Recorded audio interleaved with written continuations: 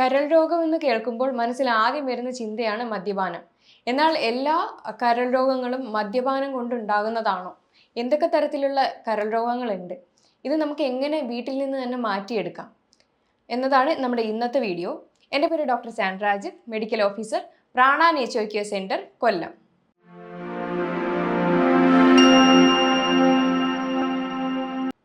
നമ്മുടെ ശരീരത്ത് 500-ൽ പരം ഫംഗ്ഷനുകൾ ചെയ്യുന്ന ഒരു അവയവമാണ് കരളെന്ന് പറയുന്നത്.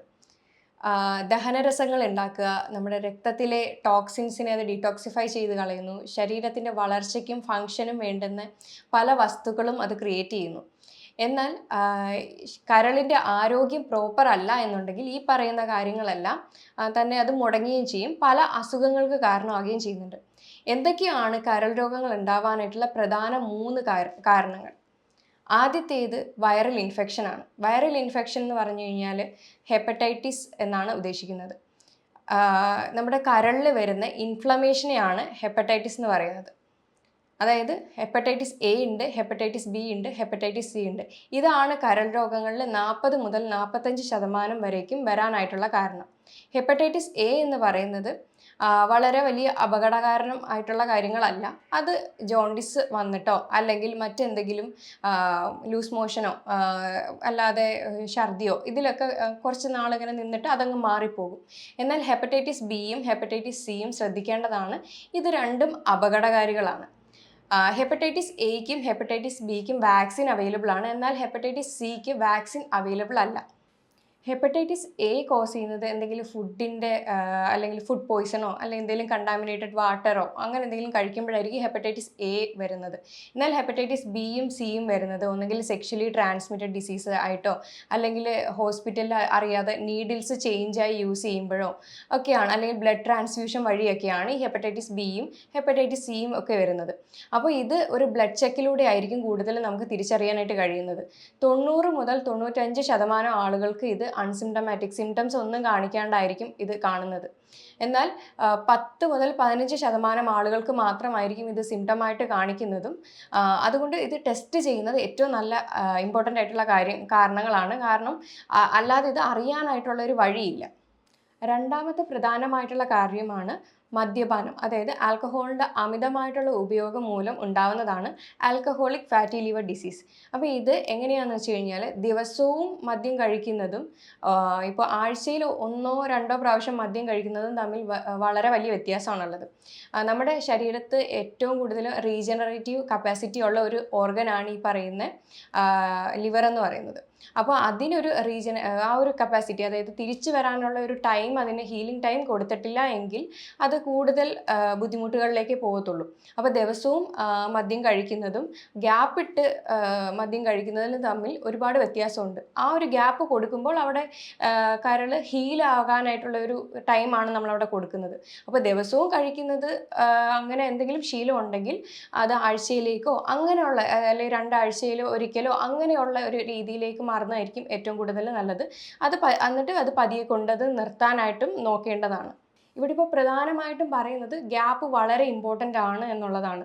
അതുകൊണ്ട് മദ്യപാനം കൊണ്ട് ഉണ്ടാകുന്ന ആൽക്കഹോളിക് ഫാറ്റി ലിവർ ഡിസീസ് ആണെന്നുണ്ടെങ്കിൽ അത് ഗ്രാജുവലി കുറച്ചുകൊണ്ട് വരേണ്ടത് വളരെ അത്യാവശ്യമാണ്. ശരീരത്ത് ഓരോ സാധനവും കണ്ടിന്യൂസ് ആയിട്ട് ചെന്നുകൊണ്ടിരിക്കുമ്പോഴാണ് അതിൻ്റെ ടോക്സിസിറ്റി അവിടെ ഉണ്ടാകുന്നത്. അതായത് കാർബോഹൈഡ്രേറ്റ്, അന്നജത്തിൻ്റെ അധികമായിട്ടുള്ള ഉപയോഗം മൂലമാണ് ഈ പറയുന്ന ഷുഗർ ഉണ്ടാകുന്നത്. അമിതമായിട്ട് ഭക്ഷണം കഴിക്കുമ്പോഴാണ് തടി വെക്കുന്നത്. അമിതമായിട്ടുള്ള കൊഴുപ്പുകൾ അടങ്ങിയ ഭക്ഷണങ്ങൾ അല്ലെങ്കിൽ കാർബോഹൈഡ്രേറ്റ് തന്നെ കഴിക്കുമ്പോഴാണ് അവിടെ കൊളസ്ട്രോൾ ഉണ്ടാകുന്നത്. അപ്പോൾ എന്ത് അമിതമായിട്ട് കഴിച്ചാലും, അതായത് ഒരേ സാധനം തന്നെ എപ്പോഴും കഴിച്ചുകൊണ്ടിരുന്നു കഴിഞ്ഞാൽ ശരീരത്ത് അത് ടോക്സിസിറ്റിയാണ് ഉണ്ടാക്കുന്നത്. അത് ലിവറിലേക്ക് സ്റ്റോർ ചെയ്ത് അവിടെ കരൾ സംബന്ധപ്പെട്ട അസുഖങ്ങളും അവിടെ കൂടുതൽ ക്രിയേറ്റ് ചെയ്യുന്നുണ്ട്. മൂന്നാമത്തെ പ്രധാന ഫാക്ടറാണ് അമിതമായിട്ടുള്ള കാലറി ഇൻടേക്ക്. ഞാനിപ്പോൾ പറഞ്ഞതാണ്, അധികമായി എന്ത് കഴിച്ചാലും അത് ശരീരത്തിൽ ടോക്സിസിറ്റി ആയിട്ടാണ് വരുന്നത്. അപ്പോൾ ഈ പറയുന്ന ആൽക്കഹോളിക് ഫാറ്റി ലിവർ ഡിസീസിനേക്കാൾ കൂടുതലും ഇന്ന് കാണുന്നത് നോൺ ആൽക്കഹോളിക് ഫാറ്റി ലിവർ ഡിസീസാണ്. അതായത് അധികമായിട്ട് ഭക്ഷണം, ഈ പറയുന്ന അന്നജത്തിൻ്റെ അളവ് ശരീരത്ത് കൂടുമ്പോൾ അത് ഫാറ്റായിട്ട് സ്റ്റോർ ചെയ്യുകയാണ് ചെയ്യുന്നത്. ശരിക്കും കാർബോഹൈഡ്രേറ്റ് എന്ന് പറയുന്നത് ഇൻസ്റ്റൻ്റ് ആയിട്ട് എനർജിക്ക്, നമ്മുടെ ഡെയിലി ആക്ടിവിറ്റീസിന് എനർജി ആയിട്ട് കത്തിപ്പോകേണ്ട ഒന്നാണ്. അപ്പോൾ അതിൽ നമുക്ക് ആവശ്യമുള്ളതിലും അധികം നമ്മൾ കഴിക്കുമ്പോൾ അത് കരളിൽ പോയിട്ട് അത് ഫാറ്റായിട്ട് സ്റ്റോർ ചെയ്ത് വെക്കുകയാണ് ചെയ്യുന്നത്. കരൾ കരുതും അത് നമുക്ക് ആവശ്യമുള്ള സമയത്ത് അത് എനർജി ആയിട്ട് തിരിച്ച് കൺവേർട്ട് ചെയ്ത് എടുക്കാൻ പറ്റും എന്ന്. പക്ഷേ നമ്മൾ ആ ഒരു ടൈം കഴിയുമ്പോഴത്തേക്ക് അടുത്ത ഫുഡ് പിന്നെയും ചെല്ലും. അങ്ങനെ എഗെയിൻ അവിടെ സ്റ്റോർ ചെയ്ത് വെക്കും. അങ്ങനെ അത് കണ്ടിന്യൂസ് ആയിട്ട് ഇരിക്കുമ്പോഴാണ് അവിടെ ഫാറ്റി ലിവർ ഡിസീസ് ഉണ്ടാകുന്നത്. കാരണം ആ ഒരു കൊഴുപ്പിനെ അവിടുന്ന് ബേൺ ചെയ്ത് അല്ലെങ്കിൽ എനർജി ആയിട്ട് ഉപയോഗിച്ച് കളയാനായിട്ട് അവിടെ ഒരു ടൈം നമ്മൾ കൊടുക്കുന്നില്ല. അപ്പോൾ അതാണ് പ്രധാനമായിട്ടും ഈ പറയുന്ന ഫാറ്റി ലിവർ ഡിസീസിനുള്ള കാരണം. അമിതമായിട്ടുള്ള കാർബോഹൈഡ്രേറ്റ്, മധുര പലഹാരങ്ങൾ, അതേപോലെ കിഴങ്ങ് വർഗ്ഗങ്ങൾ, റിഫൈൻഡ് ഓയിൽ, ഇതൊക്കെയാണ് ഈ പറയുന്ന കാലറി ഇൻടേക്ക്, അധികമായിട്ടുള്ള കാലറി ഇൻടേക്കിൽ വരുന്നത്. അപ്പോൾ ഈ ഒരു കാര്യങ്ങൾ കൃത്യമായിട്ട് ഡെയിലി ബേസിസിൽ ഇങ്ങനെ കഴിച്ചുകൊണ്ടിരിക്കുന്നവർക്കാണ് ഈ non alcoholic fatty liver disease വരുന്നത്. പണ്ടുള്ള ആളുകൾക്കൊന്നും ഇത്രയും ഒരു പെർസെൻറ്റേജിൽ ഫാറ്റി ലിവർ ഡിസീസ് ഉണ്ടായിരുന്നില്ല. എന്നാൽ ഇതിൻ്റെ പ്രധാനമായിട്ടുള്ള കാരണം എന്ന് വെച്ച് കഴിഞ്ഞാൽ ബേക്കറി പലഹാരങ്ങൾ തന്നെയാണ്. ഈ ബേക്കറി ഐറ്റംസിനകത്ത് തന്നെയാണ് ഈ പറയുന്ന കാര്യങ്ങളെല്ലാം ഒരേപോലെ ഒരേ കോമ്പിനേഷനിൽ വരുന്നത്. ഈ പറയുന്ന കാർബോഹൈഡ്രേറ്റിൻ്റെ ആയാലും റിഫൈൻഡ് ഓയിലിൻ്റെ ആയാലും മധുരവും എല്ലാം കൂടെ ഒരുമിച്ച് വരുന്നത് ഇപ്പോൾ ബേക്കറി പലഹാരങ്ങളിലാണ്. അപ്പോൾ അധികമായിട്ട് അത് കഴിക്കുന്നവർക്കാണ് ഈ പറയുന്ന non alcoholic fatty liver disease വരുന്നത്. അത് ഫാറ്റി ലിവർ ഡിസീസ് എന്ന് പറയുമ്പം ഒരു 4-5 സ്റ്റേജാണ് നമുക്ക് വരുന്നത്. അപ്പോൾ ആദ്യത്തെ സ്റ്റേജിൽ എന്ന് പറയുമ്പോൾ 8% ശരീരത്ത് കൊഴുപ്പ് അടിയുന്നതിനെയാണ്. 5% വരെ കൊഴുപ്പ് ഈ പറയുന്ന നമ്മുടെ ഫാറ്റിന് താങ്ങാവുന്നതാണ്. 8 ആകുമ്പോഴത്തേക്കാണ് അത് സ്റ്റേജ് 1ലേക്കും, 8 to 12% ആകുമ്പോൾ അത് സ്റ്റേജ് 2ലേക്കും, 12 to 15% ആകുമ്പോഴത്തേക്ക് അത് സ്റ്റേജ് 3ലേക്കും, 15 മേലെ എബോവ് 18 വരുമ്പോഴത്തേക്കാണ് അത് ഫൈബ്രോസിസ് വന്നിട്ട് സിറോസിസ് എന്ന സ്റ്റേജിലേക്ക് പോകുന്നത്.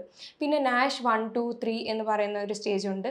അത് കഴിഞ്ഞ് സിറോസിസ് 1, 2, 3 എന്ന് പറയുന്ന സ്റ്റേജ് ഉണ്ട്. സിറോസിസിൻ്റെ ചെറിയ സ്കാറിങ് വന്നാൽ പോലും നമുക്ക് നമ്മുടെ ലിവറിന് അത് തിരിച്ച് റീജനറേറ്റീവ് പവർ ഉണ്ടായതുകൊണ്ട് തിരിച്ച് കൊണ്ടുവരാൻ കഴിയും. പക്ഷേ എന്നിട്ടും അത് കാര്യമാക്കുന്നില്ല, എന്നിട്ടും അത് കണ്ടുപിടിക്കുന്നില്ല എന്നുണ്ടെങ്കിൽ അത് ലിവർ ട്രാൻസ്പ്ലാന്റ് ചെയ്യാനായാലും ചിലപ്പോൾ അത് ക്യാൻസറിലേക്ക് വരെയും വഴിതിരിക്കാവുന്നതാണ്. അതുകൊണ്ട് ചിലപ്പോൾ അത് കണ്ടുപിടിച്ച് കഴിഞ്ഞ് നെഗ്ലക്റ്റ് ചെയ്യുന്നവരുണ്ട്. ഓക്കെ, അത് പ്രശ്നമില്ല, ഫാറ്റി ലിവർ അല്ലേ, എല്ലാവർക്കും ഉണ്ടെന്ന് കരുതിയിട്ട് അത് അങ്ങനെ വിടുന്നവരാണ് മിക്കുള്ളവരും. അപ്പോൾ അത് കണ്ടുപിടിക്കുന്നതും പ്രധാനമാണ്. അത് കണ്ടുപിടിച്ചതിനെ ട്രീറ്റ് ചെയ്യുന്നതും വളരെ ഇമ്പോർട്ടൻ്റ് ആയിട്ടുള്ള കാര്യമാണ്. ഇത് എങ്ങനെയൊക്കെ കണ്ടുപിടിക്കാമെന്ന് വെച്ച് കഴിഞ്ഞാൽ ലിവർ ഫംഗ്ഷൻ ടെസ്റ്റിലൂടെ കണ്ടുപിടിക്കാം. ലിവർ ഫംഗ്ഷൻ ടെസ്റ്റിൽ ലിവർ എൻസൈംസിൻ്റെ ALT, ALP ഒക്കെ നോക്കാവുന്നതാണ്. SGOT, SGPT വാല്യൂസ് നോക്കാം. അതേപോലെ ആൽബുമിൻ ഗ്ലോബുലിൻ റേഷ്യോ കുറവാണെങ്കിൽ ഫാറ്റി ലിവർ ഡിസീസിൻ്റെ സാന്നിധ്യം കണ്ടുപിടിക്കാം. പിന്നെ നമ്മുടെ ഇതെന്ത് സ്റ്റേജ് ആണ് എന്ന് കണ്ടുപിടിക്കാൻ ആണെങ്കിൽ അത് അൾട്രാസൗണ്ട് ചെയ്ത് നോക്കാവുന്നതാണ്. അപ്പോൾ ഇത് കണ്ടുപിടിച്ച് കഴിഞ്ഞാൽ ഇതെങ്ങനെ ട്രീറ്റ് ചെയ്യും എന്നുള്ളതാണ് അടുത്തത്.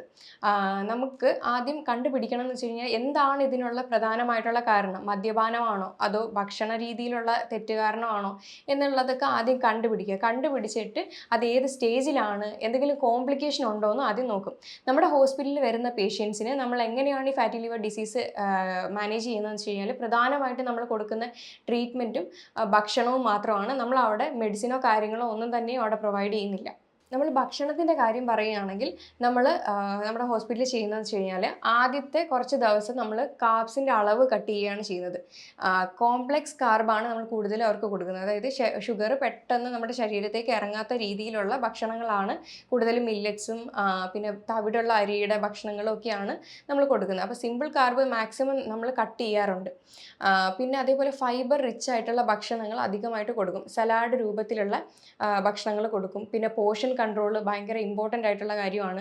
നമ്മൾ ഒരേ അളവിലായിരിക്കും എല്ലാ പ്രോട്ടീന്, ഫാറ്റ്, ഫൈബർ അങ്ങനെയുള്ള രീതിയിലായിരിക്കും നമ്മൾ എപ്പോഴും ഒരു പ്ലേറ്റ് അവർക്ക് കൊടുക്കുന്നത്.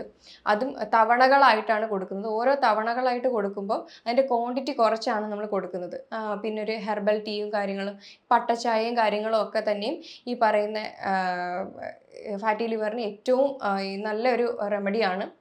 പിന്നെ ലിവർ ഡിറ്റോക്സിഫൈയിങ് പോലെ നമുക്ക് ജ്യൂസസ് കൊടുക്കാവുന്നതാണ്. പ്രധാനമായിട്ടും ബ്രൊക്കോളി അല്ലെങ്കിൽ ക്യാബേജ് അല്ലെങ്കിൽ കോളിഫ്ലവർ ഇതിൻ്റെ എന്തെങ്കിലും ജ്യൂസ് രൂപത്തിൽ കൊടുക്കാവുന്നതാണ്.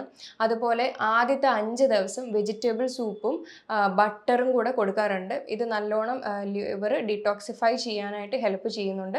അപ്പോൾ ആദ്യത്തെ 5 ദിവസം എന്ന് പറയുന്നത് വെജിറ്റബിൾ സൂപ്പ്, എന്തെങ്കിലും തരത്തിലുള്ള വെജിറ്റബിൾ സൂപ്പ് എടുത്തിട്ട് അതിനകത്ത് കുറച്ച് ബട്ടർ ഉപയോഗിച്ച് കൊടുക്കുകയാണ്. ഇതിനകത്ത് ബ്യൂട്ടറിക് ആസിഡ് ഉണ്ടായതുകൊണ്ട് തന്നെ ഇതൊരു ഷോർട്ട് ചെയിൻ ഫാറ്റി ആസിഡാണ് വരുന്നത്. അപ്പോൾ ഇത് ഏറ്റവും കൂടുതലും ലിവറിനെ ഹെൽപ്പ് ചെയ്യുന്ന ഒന്നാണ്. അത് കഴിഞ്ഞിട്ടുള്ള 5-10 ദിവസം നമ്മൾ കുറച്ച് തേങ്ങയും കൂടി ഇതിനകത്തിട്ട് ഗ്രേറ്റ് ചെയ്ത് കൊടുക്കുകയോ അല്ലെങ്കിൽ അത് തേങ്ങാപ്പാലിൻ്റെ രീതിയിൽ ഈ പറയുന്ന വെജിറ്റബിൾ സൂപ്പിൻ്റെ കൂടെയും ബട്ടറിൻ്റെ കൂടെയും കൊടുക്കുന്നതാണ്. അപ്പോൾ ഇങ്ങനെ വരുമ്പോൾ തന്നെ നമുക്ക് ആ ഒരു 14 ഡേയ്സിൽ തന്നെ നമുക്ക് നല്ല മാറ്റം കണ്ടുവരുന്നുണ്ട്. അത് കഴിഞ്ഞതിന് ശേഷം അവർ വീട്ടിൽ പോകുമ്പോൾ 1 മാസത്തേക്കുള്ള ഡയറ്റ് പ്ലാന് നമ്മൾ കൃത്യമായിട്ട് പറഞ്ഞും കൊടുക്കുന്നുണ്ട്. അതിനകത്ത് തന്നെ ഈ പറയുന്ന ലിവർ എൻസൈംസ് ഒക്കെ എലവേറ്റഡ് ആയിട്ട് നിൽക്കുന്നവർക്ക് നല്ല മാറ്റമാണ് നമ്മുടെ ഹോസ്പിറ്റലിൽ കണ്ടുവരുന്നത്. പിന്നെ ട്രീറ്റ്മെൻറ്റിൻ്റെ കാര്യം വരികയാണെങ്കിൽ നമ്മുടെ ലിവർ ഒന്ന് ആക്ടിവേറ്റ് ആകുന്ന രീതിയിൽ അവിടെ ബ്ലഡ് സർക്കുലേഷൻ കൂടുന്ന രീതിയിൽ പലതരത്തിലുള്ള പാക്സ് കൊടുക്കാറുണ്ട്. അതേപോലെ ഇമ്മേർഷൻ ബാത്ത്, പിന്നെ അധപസ്നാന വാഴയിൽ പൊതിഞ്ഞിട്ടുള്ള ചികിത്സകൾ കൊടുക്കാറുണ്ട്, മഡ് ആപ്ലിക്കേഷൻ കൊടുക്കാറുണ്ട്. പിന്നെ അവിടെ പാർഷ്യൽ മസാജ്, സ്റ്റീം, അങ്ങനെയുള്ള പല ചികിത്സകളും ഇതിനെ നന്നായിട്ട് പ്രൊമോട്ട് ചെയ്ത് അവിടെ ബ്ലഡ് സർക്കുലേഷനൊക്കെ കൂട്ടി അവിടെ നിന്നുള്ള ഫാറ്റ് ബേൺ ആകാനായിട്ടുള്ള നന്നായിട്ട് ഹെൽപ്പ് ചെയ്യും. അതിൻ്റെ കൂടെ എക്സർസൈസ് രൂപത്തിലും നമ്മൾ കൊടുക്കാറുണ്ട്. ഒന്നെങ്കിൽ യോഗ അല്ലെങ്കിൽ സൂംബ, അങ്ങനെ എന്തെങ്കിലും ഒരു തരത്തിലുള്ള എക്സർസൈസ് ഡെയിലി ബേസിസിൽ ചെയ്യാനായിട്ട് പേഷ്യൻറ്റിന് നമുക്ക് പറഞ്ഞു കൊടുക്കാറുണ്ട്. അപ്പോൾ എന്താണോ പ്രധാനമായിട്ടുള്ള കാരണം, അപ്പോൾ അതിനെ കണ്ടുപിടിച്ച് ട്രീറ്റ് ചെയ്യുക എന്നുള്ളത് വളരെ വലിയ അത്യാവശ്യമാണ്. ചില വൈറ്റമിൻസിൻ്റെ ഡെഫിഷ്യൻസി കാരണവും ഈ പറയുന്ന ലിവറിൽ കൊഴുപ്പടിയാറുണ്ട്. അത് മുട്ടയിൽ അതിൻ്റെ കൊളൈൻ എന്ന് പറയുന്നൊരു വൈറ്റമിനാണ്. അപ്പോൾ അത് കൂടുതലും മുട്ടയിലുണ്ട്. അപ്പോൾ അതൊക്കെ പ്രൊവൈഡ് ചെയ്യാവുന്നതാണ് ഡയറ്റ് ചാർട്ട് കൊടുക്കുന്ന സമയത്ത്. പിന്നെ എന്താണ് ഇപ്പോൾ ഭക്ഷണ രീതിയിൽ വന്നതാണെങ്കിൽ അതിനകത്ത് ഉള്ള കൺട്രോൾ കൊണ്ടുവരിക. ഇനി അതല്ല ആൽക്കഹോളിൻ്റെ ഉപയോഗം മൂലം ഉണ്ടാവുന്നതാണെങ്കിൽ അതിലേക്ക് ഗ്രാജുവലി അത് കുറച്ച് കൊണ്ടുവരാനായിട്ട് ശ്രദ്ധിക്കുക.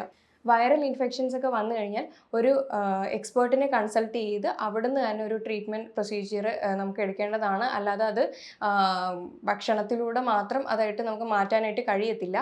ഇനി എന്തൊക്കെ തരത്തിലുള്ള ഭക്ഷണങ്ങളാണ് ഈ പറയുന്ന ഫാറ്റി ലിവർ പേഷ്യൻസിൽ ഉൾപ്പെടുത്താൻ പറ്റുന്നതെന്ന് വെച്ച് കഴിഞ്ഞാൽ ഈ കോക്കനട്ട്, ബട്ടർ, അതേപോലെ ഒമേഗ 3 ഫാറ്റി ആസിഡ്സ് അടങ്ങിയ ചെറു മത്സ്യങ്ങൾ, നട്ട്സ്, ഒലിവ് ഓയിൽ, ബെറീസ്, അതേപോലെ ക്രൂസിഫറസ് വെജിറ്റബിൾസ് ആയിട്ടുള്ള ബ്രൊക്കോളി, ക്യാബേജ്, കോളിഫ്ലവർ ഒക്കെ തന്നെയും ഉൾപ്പെടുത്താവുന്നതാണ്.